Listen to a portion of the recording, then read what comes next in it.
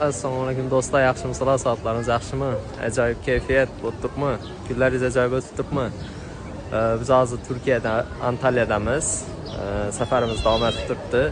Turkiyani men o'zimcha nomladim Mushuklar shahri deb. Chunki har bir odamda mushuk ko'rish mumkin bu yerda. Hozir sizlarga ko'rsataman mushuklarni.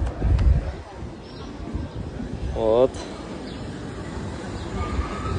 Yana hamma yerda mushuk. Mushuk bosib ketgan. Gallardan imandan birisi yotibdi yana.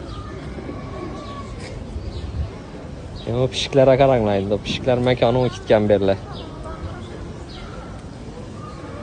Dam olib yotibdilar bular Antalyada. Bola chaqalari bilan kelganlar o'xshaydi-da, bundan kittisi. Hoppa, salom davar biz obunachilar, ey. Ey. Dam olib yotdi. Bu xona buzma dedim.